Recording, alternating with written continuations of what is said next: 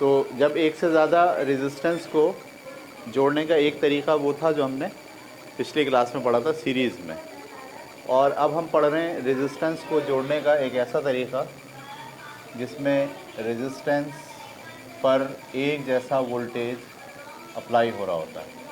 ये तीन आपके पास रेजिस्टेंस है और तीनों को हमने पहले एक साथ जोड़ा, तीनों के प्लस प्लस एक साथ जुड़ गए और तीनों के माइनस माइनस एक साथ जुड़ गए, और यहाँ से उसको आप लेकर आए और ये बैटरी का वोल्टेज यहाँ आपने जोड़ दिया। ये प्लस टर्मिनल है, ये माइनस टर्मिनल है। अब अगर आप गौर से देखिए तो ये जो रेजिस्टेंस है ये भी डायरेक्ट किससे जुड़ी हुई है? बैटरी से। ये वाली रेजिस्टेंस भी डायरेक्ट किससे जुड़ी हुई है?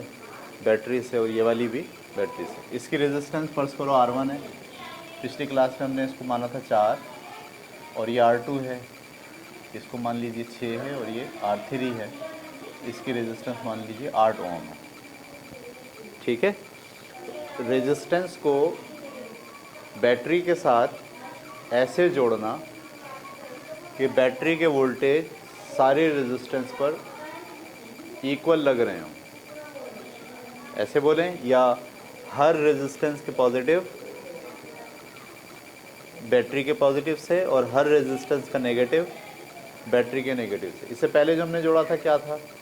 एक रेजिस्टेंस का पॉजिटिव दूसरे रेजिस्टेंस के नेगेटिव से जुड़ा हुआ था, यही था ना। तो वो थी सीरीज़ में और ये है पैरेलल। क्या फ़र्क है दोनों में, पैरेलल में और सीरीज़ में? उसमें हर रेजिस्टेंस दूसरी रेजिस्टेंस से प्लस माइनस के तहत जुड़ी हुई होती है और हर रेजिस्टेंस का बराह रास्त ताल्लुक़ बैटरी से नहीं होता। पैरेलल में क्या होता है? हर रेजिस्टेंस का ताल्लुक़ बराह रास्त बैटरी से होता है या टर्मिनल से होता है।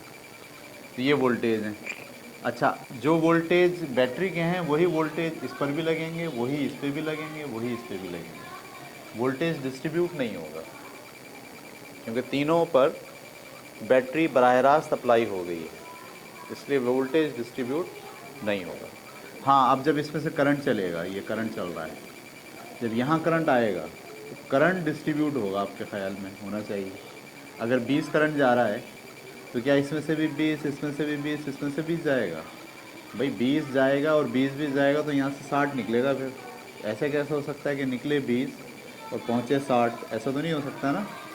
तो 20 निकलेगा तो वापस भी कितना आएगा? 20। तो इसका मतलब ये जो 20 गया है इसमें से कुछ यहाँ मुड़ गया, थोड़ा यहाँ चला गया, थोड़ा यहाँ चला गया, तो करंट डिस्ट्रीब्यूट हो रहा है। जो करंट सर्किट का टोटल करंट है वो इसमें जब जाएगा तो क्या बन जाएगा? I1। इसमें जब जाएगा तो क्या बन जाएगा? I2। और इसमें जाएगा तो क्या बन जाएगा? I3। ये बात आपको समझ में आ गई?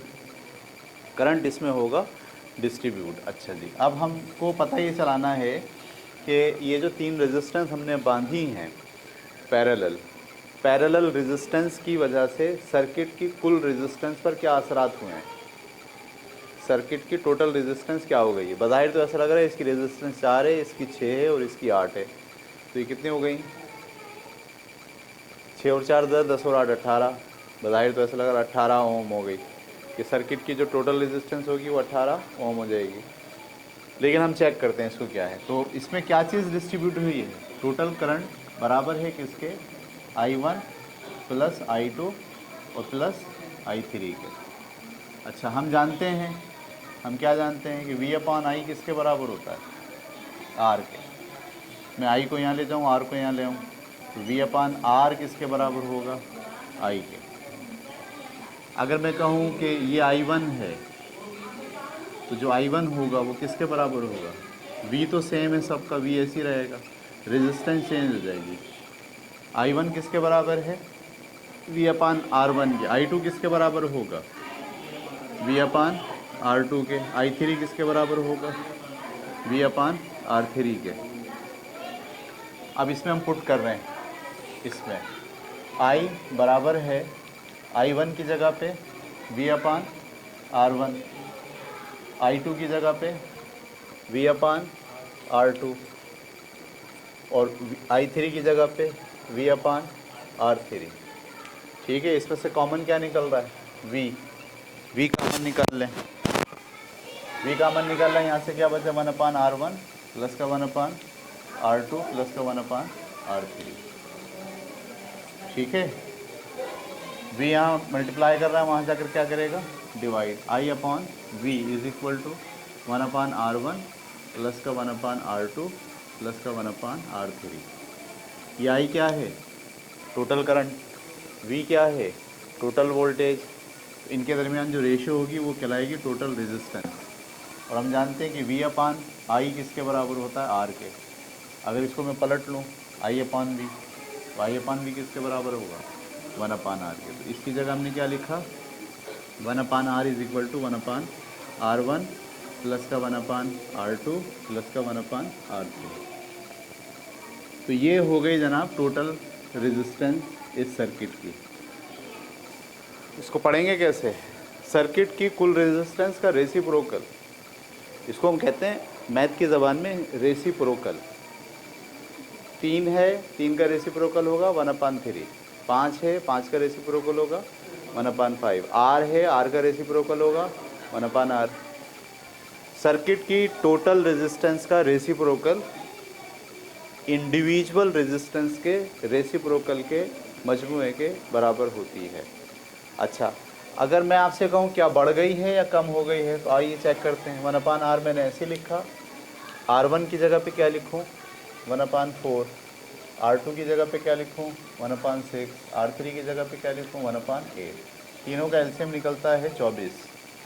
4 के टेबल में 24 कटेगा 6 पे 6 ही कम 6, 6 के टेबल में 24 कटेगा 4 पे 4 ही कम 4, 8 के टेबल में 24 कटेगा 6 पे 6 ही कम 6, नहीं 8 या 24 3 पे।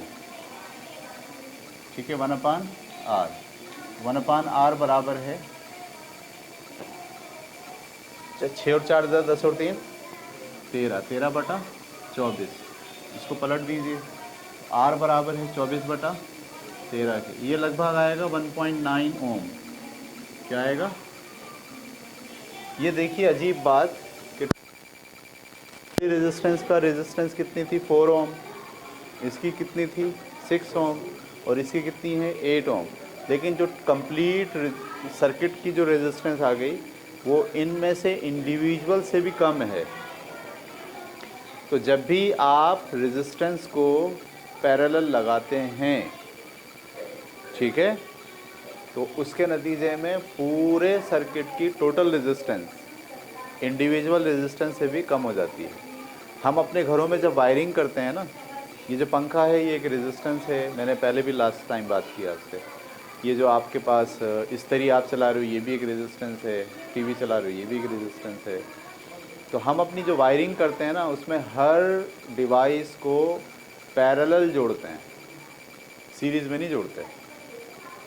हर एक के पास दोनों तार पहुँचे हुए होते हैं, न्यूट्रल भी पहुँचाते हैं और फेज भी पहुँचाते हैं।